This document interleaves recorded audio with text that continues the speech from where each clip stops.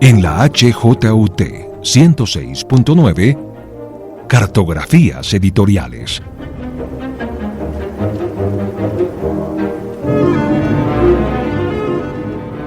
Presenta y dirige María Elvira Jaramillo.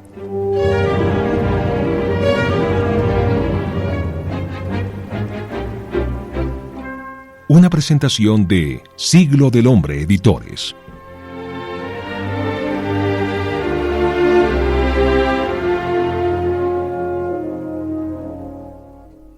Hola y bienvenidos una vez más a Cartografías Editoriales Caminando con Siglo del Hombre.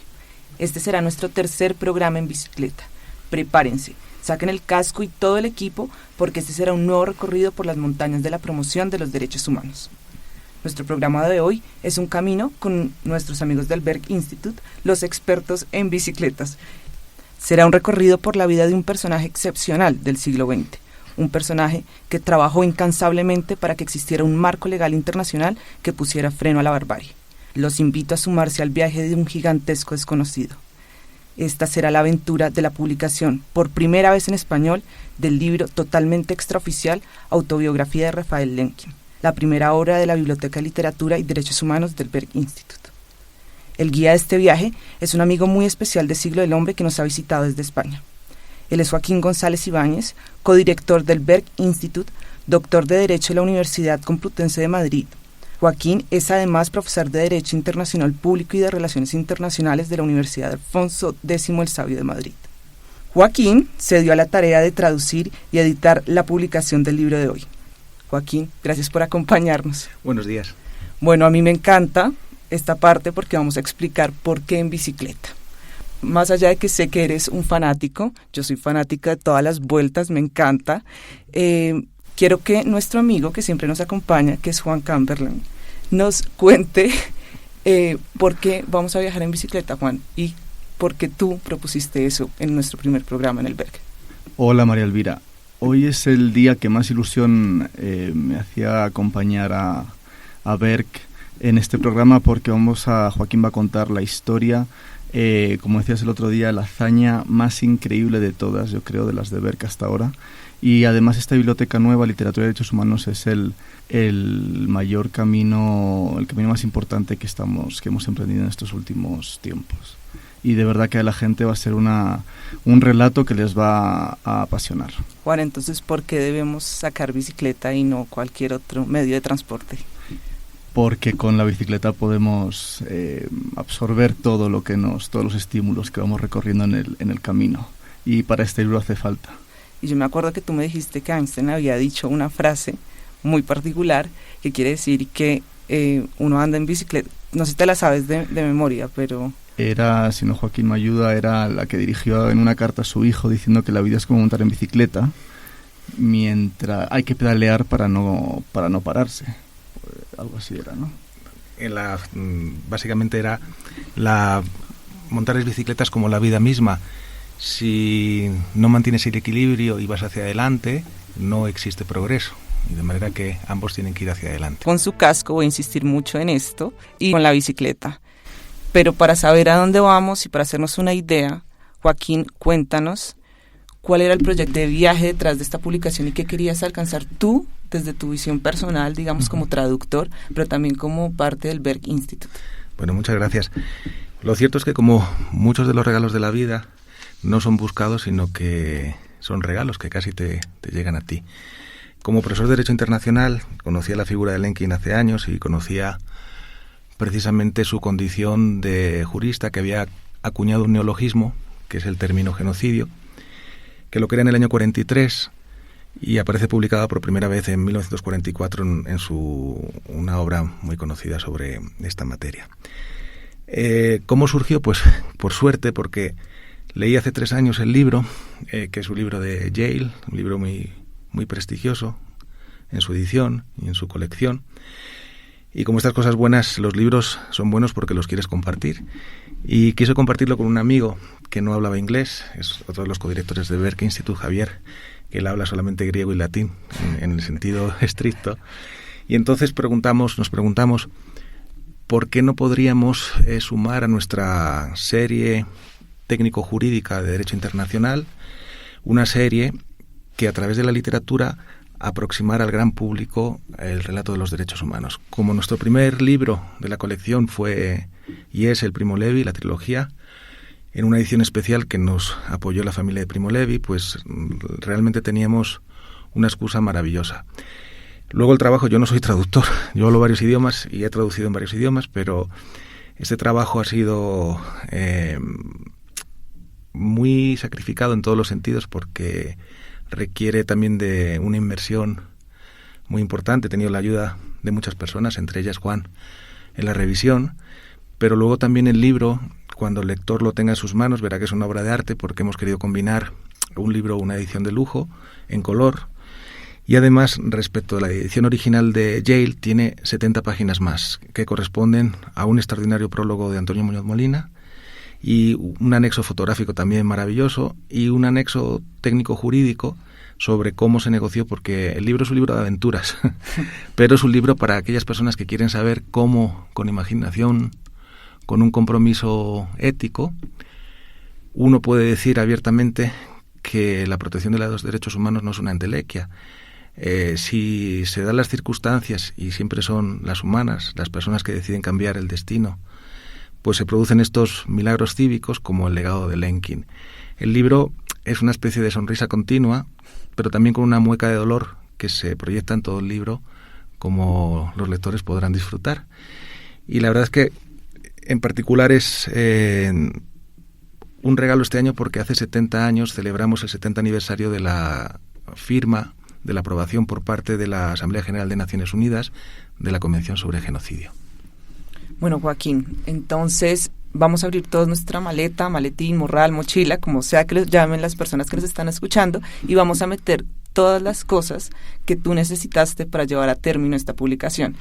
Creo que nos has dado pistas como personas que hicieron la revisión de la traducción, tal vez Yale, pero cuéntanos un poco más sobre esas ayudas, digamos, esos elementos clave para poder llevar a término. Bueno, pues quiero también decir que este libro hace falta recursos financieros que nosotros no teníamos. Siempre muy importantes. Pero al final hemos aprendido que una buena idea nunca se queda huérfana si tienes la capacidad y la pedagogía de exponerlo. Y quiero aprovechar aquí en Colombia, porque fue gracias a una entidad colombiana, Equión, que decidió creer en el proyecto y nos permitió con eso tener un soporte importante. Y luego participaciones de instituciones y amigos también que personalmente contribuyeron a este trabajo. También fue un proceso muy hermoso porque la autora del libro, Donali Fritze, es una profesora australiana. Ella es miembro de una asociación pública internacional sobre memoria del Holocausto y es la profesora de estudios de genocidio en Australia, que es un curso el más importante en el mundo, con 450 alumnos por semestre. Y Donali estuvo 4 años en la biblioteca de Nueva York descifrando los diarios de Lenkin y dándole una unidad narrativa coherente a todo este maravilloso esfuerzo, porque desgraciadamente Lenkin, justamente tras salir de una revisión con su editor, pues tuvo un colapso, tuvo una isquemia y falleció en la calle 42 de Nueva York, junto a la Biblioteca de Nueva York. El regalo en este proceso es que se fueron contagiando muchas personas. Primero, para mí fue muy importante que Muñoz Molina quisiera estar en esta aventura y además fue muy gratificante porque también se incorporaron otras personas con otros perfiles y sensibilidades. Y además con Donali fue muy grato porque le fui explicando por qué no incorporamos ese texto jurídico y por qué no esta foto y por qué no esto, y al final terminaron 70 páginas más.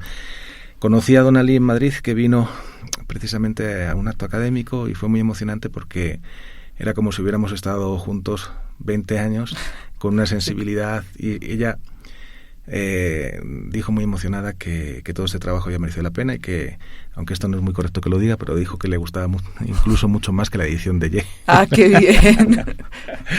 Pero en ese sentido ha habido también un esfuerzo por aunar muchas sensibilidades, porque el pintor y amigo Benoît Faninis realizó un Lenki muy particular, hizo el diseño de las guardas, que el lector verá que son maravillosas, y toda la colección de Berck, que dentro tiene un esbozo de los primeros números, son todas obras pictóricas maravillosas. Y tiene, como tú sabes, María Elvira, pues una plástica y un contenido pues muy potente que ha sido el esfuerzo de todas las sensibilidades. Juan ha sido instrumental, fundamental en este ámbito, pero también muchos amigos que se han sumado a esta aventura.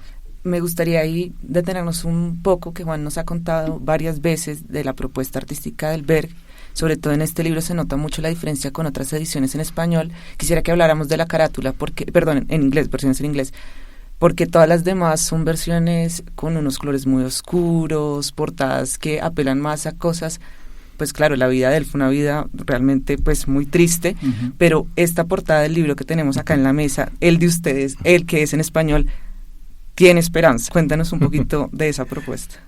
Pues sencillamente a mí me gusta muchas cosas, la literatura, el arte. Nuestra profesión somos el grupo de Berck, los codirectores académicos. Hay un grupo de personas que trabajamos, un grupo grande en España, en Colombia, en Alemania, en el Instituto Berck. Y nos preguntamos por qué, aparte de tener una obra de arte en su contenido, por qué no hacer una obra de arte en las formas, ¿no? Y en la necesaria experiencia estética que comporta la intimidad de un libro. Es decir, hay muchas subnarrativas en la cubierta. Por ejemplo, para los lectores, para que entiendan todas nuestras claves, siempre hay dos frases que están grabadas en el libro, en una trama del libro que hemos elegido, y también un dibujo. En el caso de Lenkin, y no voy a destriparlo, hemos incorporado unas gafas que le salvan la vida. Cuando uno lee el libro sabe por qué le salvan.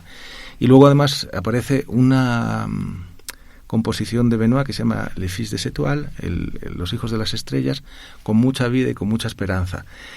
En otros libros, por ejemplo, en el número 2 de la colección, que sale antes de final de año, que es Testigo Nuremberg de Sonnenfeld, pues Sonnenfeld fue el primer jefe de intérpretes de Nuremberg. Es una historia extraordinaria, casi supera la de Lenkin en la aventura.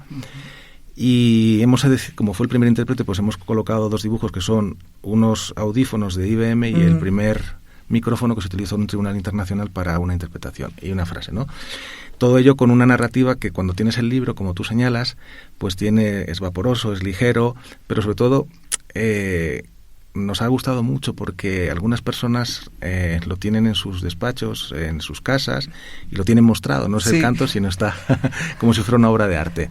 Y hemos querido también, al abrir el libro, regalar al lector el póster de la colección, que también es otra joya, que es un señor leyendo, y mientras está leyendo, pues las hojas del parque le caen encima del periódico. Entonces, todo eso, nos preguntamos, si esto lo podemos hacer, ¿por qué no plasmarlo en esta colección donde está toda nuestra sensibilidad, nuestro cariño y la voluntad también de que Lenkin forme parte del imaginario, no solamente intelectual, sino moral de las personas? Porque Lenkin, al leer el libro, uno se va a emocionar y luego se va a llenar también de rabia y de estupor y de dolor, porque no tenemos en nuestras calles de Bogotá una avenida, una biblioteca, un colegio con el nombre de Rafael Lenkin. Por nuestra parte, yo cuando realicé la introducción me pregunté muchas veces eso, ¿por qué un personaje de esta naturaleza, de esta convicción, está en nuestro imaginario intelectual, filosófico, moral, desaparecido, ¿no? Y yo creo que el impulso final de todo esto, el esfuerzo de la traducción, de la edición, es para que alguien, cuando lo lea, diga: pero qué formidable y qué bueno que por fin esté entre nosotros este gigante. El Berck Institute, no estamos cansados, porque el amor por la promoción de los derechos humanos es suficiente para nosotros. Estamos hablando de Rafael Lenkin, que, como nos ha dicho Joaquín en diferentes ocasiones, ha sido importante para la historia de la humanidad por haber acuñado de alguna forma o haber creado un marco legal para referirse al genocidio. Me gustaría que antes de seguir con este viaje, Joaquín, explicáramos muy brevemente por qué es importante que exista un término para llamar este tipo de actos y por qué debería ser universal. Muy importante, en el prólogo precisamente del libro Muñoz Molina explica eso. Frecuentemente no podemos comprender, criticar, incluso convenir una respuesta adecuada cuando no existe una definición de lo que estamos viendo, y esos son los términos, las palabras, no conceptualizamos lo que ha ocurrido. Lenkin, aunque esto que digo ahora parece de ciencia ficción, pero hablaba 14 idiomas. Él estudió primero filología y filosofía y luego se dio cuenta que necesitaba una palanca más eficaz para cambiar el mundo, por eso estudió Derecho y fue fiscal. Y entonces en el libro explica muy bien cuál fue el proceso filológico para crear con la raíz griega genos y la latina cidere el término. Y además es importante porque hay un tracto sucesivo en la historia que él define muy bien. Dice, ha ocurrido muchas veces en la historia, pero nunca supimos describirlo adecuadamente, ¿no? Y ahora con la palabra tenemos la capacidad no solamente de entenderlo, sino de enfrentarlo, ¿eh? Hoy en día todavía decimos que el genocidio es el crimen entre los crímenes, por lo que representa. Y yo quiero, quizás es lo más importante de Lenkin, por eso también es denostado hoy en día, y para muchas personas, estados, es peligroso porque Lenkin hace una cosa revolucionaria con su término. Y él es peligroso en el sentido subversivo más cívico y más positivo, porque él dice que lo importante no es proteger a unas personas que pertenecen a un país o que pertenecen a una etnia. Eso la Convención trata de argumentarlo. Lo importante es que el bien jurídico, el elemento clave de todo este proceso es la condición humana, la humanidad. Sus padres murieron en Treblinka, junto con 47 miembros de su familia, y él nunca habla de nosotros los judíos o nosotros los polacos, sino que su gran revolución es nosotros las personas, nosotros la humanidad. En los tiempos que vivimos de nacionalismos excluyentes, de supremacistas, que tratan de ocupar la esfera pública con este discurso, Lenkin es una especie de antídoto cívico excepcional, porque con la lógica, y además con la lógica de las víctimas, el por qué no sirve, y con la responsabilidad de haber sido víctimas, no es posible victimizar con la premisa de la exclusión del otro, ¿no? La cultura que todos necesitamos y que nosotros amamos, curiosamente tiene una particularidad, y es que es un elemento que sirve para discriminar y excluir. Curiosamente, lo que nos diferencia del resto de los animales, que es crear cultura, también nos sirve para discriminarnos a nosotros mismos, las personas. Por eso, el término de Lenkin, que acuña el término genocidio, Muñoz Molina, con mucha sabiduría, lo titula El dueño de una sola palabra, ¿no? Y hace una referencia a Borges, quienes pasan en este legado de invenciones a la humanidad con la categoría de inventores de palabras, ¿no? Pues muy pocos. En este caso, alguien que cambió el destino, por lo menos jurídico, y técnicamente es importante porque es el primer tratado internacional del bloque de Derecho Internacional de los Derechos Humanos. Entonces también aquí hay una innovación que celebramos este año. Bueno, me encanta una cosa que dijiste hoy sobre los sentimientos que despierta el libro entre rabia y esperanza. Bueno, me pasó eso exactamente, y también me hace entender que la forma como se presenta al personaje en el libro es bastante más compleja que lo que una persona se espera de una autobiografía.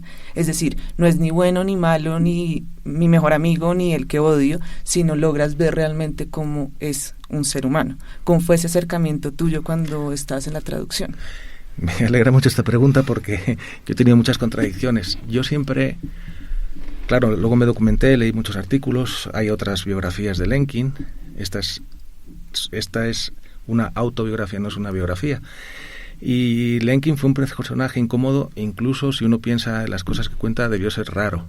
No solamente porque era molesto, porque era intenso, en la palabra los diplomáticos que le tratan de evitar, seguramente que la pensaron, pero yo siempre creí que en el colegio y la universidad, en mi clase había un Lenkin, que era un genio, que nos resultaba incómodo, que era extraño, que era raro, Y a mí me pareció muy importante el tener la empatía por entender estas diversidades que pasan a nuestro lado muchas veces en la vida y no nos damos cuenta que detrás hay o grandes tragedias, o grandes aventuras, o grandes esperanzas. Y Lenkin, hay muchas veces, Benjamin Ferenc, que fue fiscal en Nuremberg, en un documental que nosotros, el Instituto Berg, con la Universidad Alfonso X hemos subtitulado en español, narra cómo Benjamin Ferenc cuenta cómo era Lenkin durante el proceso de Nuremberg, porque él estuvo en el 46 en los procesos de Nuremberg, ¿no?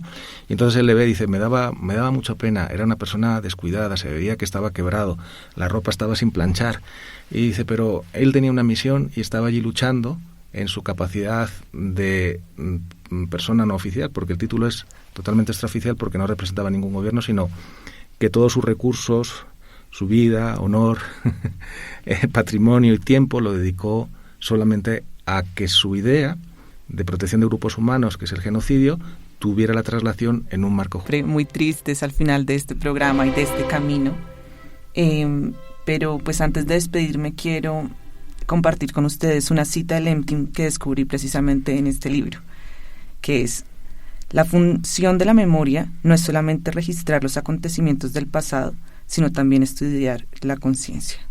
Me encantó esa frase. Yo tengo una pequeña obsesión por la memoria, entonces quiero aprovechar esta frase también para que hablemos un poco de la colección y la relación de esta publicación con las que van a venir pronto. Muchas gracias. Pues la verdad es que tenemos un sueño cristalizado con la colección, porque junto a un gigante como Lenkin aparecen otras narrativas vinculadas también a derechos humanos. En particular, el número 2 es sobre Sonnenfeld, que es este testigo especial en Nuremberg porque fue el jefe de intérpretes, y luego otras publicaciones que están casi a la altura de un Primo Levi o de un Lenkin, sobre la historia de Fritz Bauer, que fue el fiscal de los juicios de Frankfurt del año 63, donde se juzgaron por primera vez a alemanes en los procesos de Auschwitz, y que también fue el autor de la detención, o que facilitó la detención de Eichmann, junto con la vida de los Klarsfeld, los luchadores de derechos humanos, que también de un modo excepcional participaron. Pero lo más importante, y esto a lo mejor, como decimos en España, me van a tirar bastante tomates con lo que va a parecer, tenemos un libro en la colección maravilloso, que es un libro que un palestino escribió tras leer una obra excepcional de Amos Oz, que es Un cuento de amor y oscuridad. Y este palestino, que era vecino de Amos Oz en Jerusalén, escribió ¿Qué es ser un palestino? Y lo digo porque es importante, porque la colección tiene una narrativa, una lógica muy sólida, pero sobre todo es que uno se tiene que indignar, se tiene que motivar y emocionar con lo que pasó en la Segunda Guerra Mundial, con lo que pasó con la discriminación en Europa, pero también lo tiene que hacer con la exclusión, con la injusticia de lo que está pasando hoy en Palestina, en los territorios ocupados. De manera que de nada sirve tener una sensibilidad y una cultura si no sabe interpretar todo ese legado para afrontar lo que estamos hoy en el presente. Y eso es muy difícil hoy en lo políticamente correcto. La causa de la justicia no es de países, no es de izquierda ni de derecha, sino para los que creen en derechos humanos. Y eso es un esfuerzo que nosotros vamos a hacer, que esperemos sea comprendido y que los tomates no sean muy numerosos en esta intención. Joaquín, Juan, muchas gracias por acompañarnos hoy. Quería decirle a nuestros oyentes, los que están en Colombia, que creo que nos debemos sentir afortunados por la cercanía que vamos a tener para leer ese libro. Es el primer libro en español sobre Rafael Lemkin. Creo que esos son tesoros que tal vez no nos damos cuenta, pero este libro está en prácticamente todas las librerías de Colombia. Entonces ahí está para que lo busquen y sigan el camino. Entonces, pues, solo me queda decirles, nos vemos en un próximo camino, en un nuevo reto editorial. Muchas gracias. Gracias.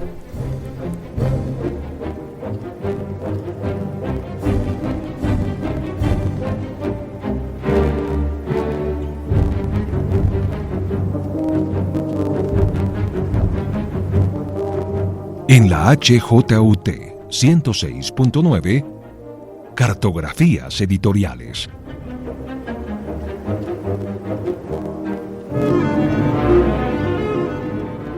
Presenta y dirige María Elvira Jaramillo.